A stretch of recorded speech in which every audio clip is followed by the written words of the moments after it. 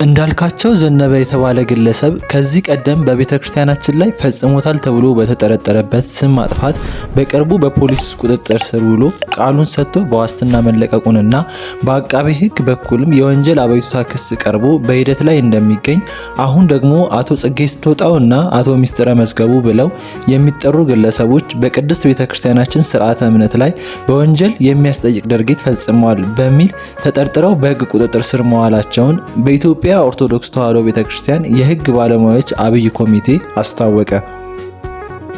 በኢትዮጵያ ኦርቶዶክስ ተዋሕዶ ቤተክርስቲያን የሕግ ባለሙያዎች አብይ ኮሚቴ አባል ጠበቃው አያሌ ዛሬ ለቤተክርስቲያኒቱ ቴሌቪዥን በሰጡት መግለጫ ራሳቸውን መሪጌታ ጽጌ ስጦታውና መሪጌታ ሚስጥረ መዝገቡ ብለው የሚጠሩ ግለሰቦች በቅድስት ቤተክርስቲያናችን ስርዓተ እምነት ላይ በወንጀል የሚያስጠይቅ ድርጊት ፈጽመዋል በሚል ተጠርጥረው የወንጀል አቤቱታ በቀረበባቸው መሰረት የፌዴራል ወንጀል ምርመራ ቢሮ በዛሬው ቀን ተጠርጣሪዎችን በሕግ ቁጥጥር ስር በማዋል የወንጀል ምርመራውን በማጣራት ላይ ይገኛል ብለዋል። ለመሆኑ እነኚህ በቁጥጥር ስር የዋሉ ሰዎች ከዚህ ቀደም በኢትዮጵያ ኦርቶዶክስ ተዋሕዶ ቤተክርስቲያን ላይ ምን አይነት ወንጀል ነው የፈጸሙት የሚለውን እናስታውሳችሁ። ከስ ራሱ ጴንጤ ጋር ነው ክስ ይዘመገባው። ጴንጤ መክሰስ አትችልም ብሎ ጴንጤ አይደለም ደግሞ እረፍት አይሰጥም። ከቅዳሴ ስትወጣ ከነነጠላ ያንቃል።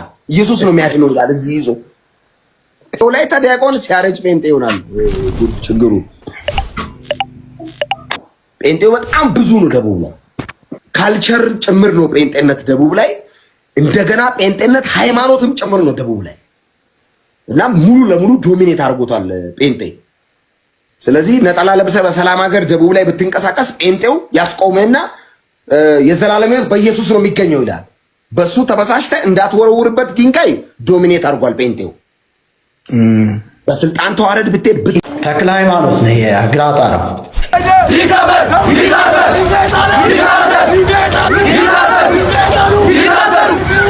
አቦት በአጠቃላይ ይሄ መስቀል አደባባይ ላይ መቃጠል አለበት። በእውነት ራስህን አድን እስቲ። ጣዖታት ከምድራችን ኢትዮጵያ በኢየሱስ ክርስቶስ ስም እንደዚህ ይቀደዳሉ። ወገቡን ነው የቆረጠ። አየው ጭንቅላቱን ነው የምፈጠፍጠው እንደዚህ በኢየሱስ ስም። ግራጣ ነው ታያችኋላ። ይሄ የተዘቀዘቀ ርካሽ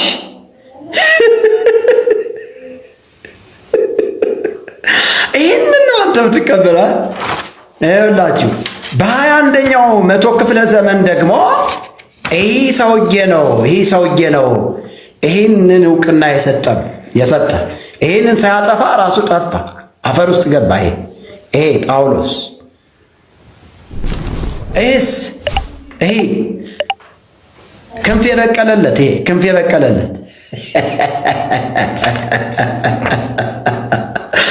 የበቀለለት እግሩን ቆርጦ ክንፍ አበቀለለት። እንዴት ነው እግዚአብሔርን ጨካኝ የምታደርገው?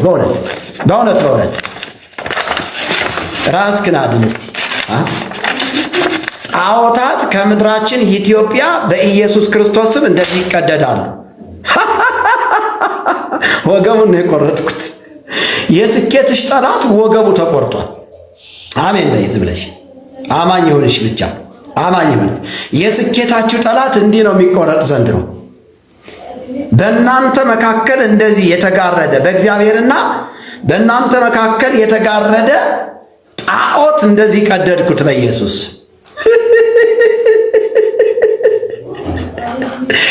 አሁን አንተ እግዚአብሔርን ማየት እግዚአብሔር አንተን ማየት ይችላል። ለምን ካልከኝ በአንተና በእግዚአብሔር መካከል እንደዚህ የተጋረደ የተክለ ሃይማኖት መጋረጃ ተቀደደ። አየኸዋል? አየኸው? አጋንንት ያስወጣል ብለው የሚጫወቱብን ይሄንን ነው። ይሄ አየኸው? ጭንቅላቱን ነው የምፈጠፍጠው እንደዚህ በኢየሱስ ስም።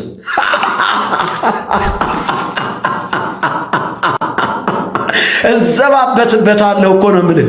እዘባበትበታለሁ። ይሄን የረከሰ ርካሽ መጽሐፍ ርካሽ 1990ዎቹ በመጨረሻ አካባቢ ይመስለኛል ለጾመ ፍልሰታ ደብረ ሊባኖስ ለሱባኤ የተገኙ የማህበረ ቅዱሳን አባላት ጽጌ ስጦታውና አንድ ጓደኛውን ደብረ ሊባኖስ መጻሕፍት ቤት ሆኖ ያገኙታል። ይህ ሰው እኮ መናፍቅ ነው፣ ምን ይሰራል ከመጻሕፍት ቤት በማለት የማህበሩ አካላት ለሚመለከታቸው የገዳሙ አባላት አሳወቁ። ወሬው በገዳማውያን አባቶች ዘንድ ተሰማ። ውሎ ሳያድር የገዳሙ የአብነት ተማሪዎች ሰሙ። ጉድ ጉድ ተደፍረናል ተባለ።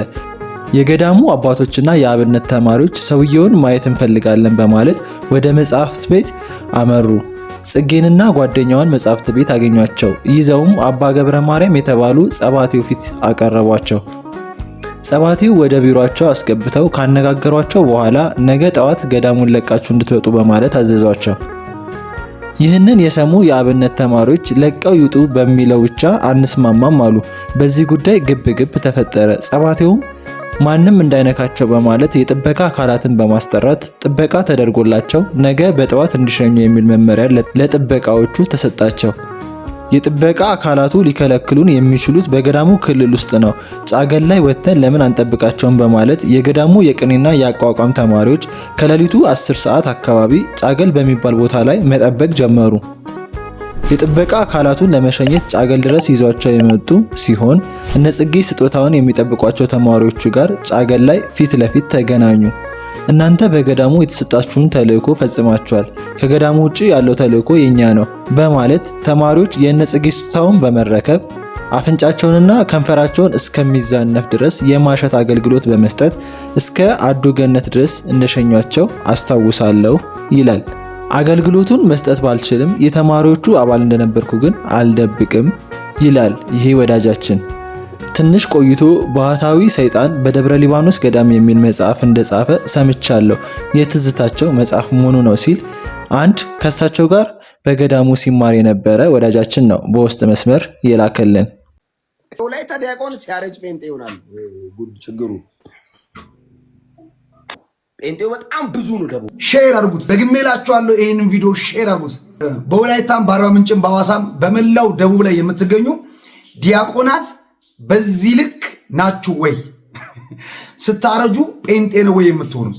ደቡብ ያሉ ዲያቆናት ቢቸግራቸው ቢርባቸው ቢጠማቸው ከነችግራቸው ጫማም እየጠረጉ ቆሎም እየሸጡ መኪናም እያጠቡ ማተባቸውን አጥብቀው የሚኖሩ ኦርቶዶክሳውያን እንጂ እንደማንም ለሆዳቸው ሲሉ ስለራባቸው ብቻ ሃይማኖታቸውን የሚሸቃቅጡ አይደሉም። በዚህ ልክ በመላው ደቡብ ላይ ያሉ ዲያቆናትን ማዋረድ ነውር ነው።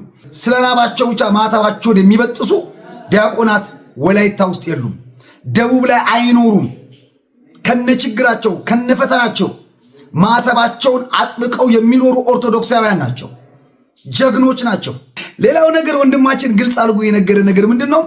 በወላይታ ያሉ ኦርቶዶክሳውያን ቅዳሴ አስቀድሰው ሲወጡ ነጠላቸው ተይዞ አንገታቸው ታንቆ በግድ ኢየሱስን ተቀበሉ እንደሚባሉ አስረግጦ ነው የነገረ፣ ሳያፍር ሳይሸማቀቅ። ስለዚህ በዛ በወላይታ አካባቢ የምትኖሩ የመንግስት አካላት፣ በአስተዳደር ላይ የምትሰሩ የጸጥታ ዘርፎች ኦርቶዶክሳውያን በዚህ ልክ እየተንገላቱ እያያችሁ ዝም ካላችሁ በእውነት ያሳፍራል። ወላይታ የሚኖሩ ነጠላ የሚጎትቱ አንገት የሚያንቁ ጴንጤዎች አሉ ብዬ አላምንም። አንድ ተራ ዱርዬ ያወራው ወሬ ወላይታ ላይ ያሉትን ብዙሃን ጴንጤዎችን ወይም ደግሞ የፕሮቴስታንት እምነት ተከታዮችን አይወክልም ብዬ ነው የማምነው። ታዳምጡት እንደሆነ ይሄን ወንድማችን ብዙ ጊዜ ሃይማኖት አያድንም ሃይማኖተኞች እያለ ብዙ ጊዜ ይናገር ነበር። ነገር ግን አሁን ምን ሲል ሰማ ነው? እንደገና ጴንጤነት ሃይማኖትም ጭምር ነው ደቡብ ላይ እና ሙሉ ለሙሉ ዶሚኔት አድርጎታል። ከዚህ በፊት ሃይማኖተኞች ሃይማኖት አያድንም ስትለን ነበር። አሁን ደግሞ ፕሮቴስታንትነት ወይም ደግሞ ጴንጤነት ደቡብ ላይ ሃይማኖት ነው እያልከን ነው ማለት ትንሽ አይቀፍህም ወይ? ፕሮቴስታንቱና ኦርቶዶክሱ በሰላም እንዲኖሩ ፍቀድላቸው። ለምን እንዲጣሉ እንዲባሉ እንዲናከሱ ለምን ታደርጋለህ? አንተ እንዳልከው አንተ እንደዘቀጥከው አንተ አፍን እንደከፈትከው ያክል በወላይታ የሚገኙ ጴንጤዎች ግን ነጠላ የሚጎትቱ ወይም ደግሞ አንገት የሚያንቁ ግን እንዳሉሉ እናምናለን። ከኦርቶዶክሳውያን ወንድሞቻቸው ጋር በመከባበር በመደማመጥ በመቻቻል የሚኖሩ እንደሆነ እናውቃለን። አንተ ግን ከየት አምጥተህ ይሄን ፖለቲካ እንደምትሰራው አላውቅም። ስለዚህ የመንግስት አካላት ይሄ በሃይማኖት መካከል ጸብ ለመጫር የሚደረግን ንግግር ተጠያቂ እንዲሆን እናሳስባለን። በወላይታ የሚኖሩ ኦርቶዶክሳውያን ከፕሮቴስታንት ወንድሞቻቸው ጋር በሰላም እንዳይኖሩ ነጠላ ይጎትታሉ፣ አንገት ያንቃሉ ብሎ መናገር ጸብ መዝራት። በወላይታ የምትኖሩ በጸጥታው ዘርፍ የምትሰሩ ሰዎች በህግ እንድጠይቁልን እንፈልጋለን። ሌላው ከልብ እንድታዳምጡኝ የምፈልገው ነገር ይሄንን ነው። ዶሚኔት አድርጓል ጴንጤው። በስልጣን ተዋረድ ብትሄድ ብትከስ ራሱ ጴንጤ ጋር ነው ክስ ይዘመገባው። ጴንጤ መክሰስ አትችልም። ሰምታችኋል። ወላይታ ላይ ደቡብ ላይ ኦርቶዶክሳውያን ቢደበደቡ ቢሞቱ ፍትህ ቢያጡ ለማንም አይከሱም። ምክንያቱም ከላይ ያሉት ሰዎች እሱ እንዳለን የፕሮቴስታንት እምነት ተከታዮች ስለሆኑ የኦርቶዶክሳውያን ድምፅ ይታፈናል ማለት። ስለዚህ እውን በደቡብና በወላይታ ያላችሁ የመንግስት አካላት በዚህ ደረጃ ኦርቶዶክሳውያንን ትጨቁናላችሁ ማለት ነው። ኦርቶዶክሳውያንን የሚሰማ አካል የለም ማለት ነው። የደቡብን ክልል የወላይታን ከተማ የምትመሩት በወንጌል በሃይማኖት በፕሮቴስታንትነት መንፈስ ነው ወይስ በኢትዮጵያዊነት ልክ? እሱ እንደነገረን ከሆነ እናንተ ክልሉን የምትመሩት ከተማውንም የምታስተዳድሩት በሃይማኖታችሁ ልክ ነው። ስለዚህ ኦርቶዶክሳውያን ፍትህ እንደማያገኙ እየነገረን ይገኛል። ይሄንን ጉዳይ የመንግስት አካላት፣ የክልሉ አመራሮች፣ የወላይታ ከተማ ነዋሪዎች ይሄ እናንተን ይወክላሉ? ካልወከለ ይሄ ሰው በህግ እንዲጠየቅልን እንፈልጋለን። እናንተ በዚህ ደረጃ ህዝቡን እያስተዳደራችሁ ከሆነ ወንጀል እየሰራችሁ ነው ማለት። በሃይማኖታዊ መንፈስ ክልልን ማስተዳደር አይቻልም። ሁሉም የፈለገውን የማምለክ መብት አለ። ይሄ ሰው ሌላ አደገኛ ነገር አንስቷል። በደቡብ ክልል ላይ ትልቅ ተጽዕኖ ፈጣሪዎቹ ጴንጤዎቹ እንደሆኑና ሌሎቹ ተደማጭ እንደሌላቸው እየነገረን ነው። ይሄንን በሌላ ክልል ያሉ ፕሮቴስታንቶችን ምን ውስጥ ሊከታቸው እንደሚችል የተገነዘበ አይመስለኝ።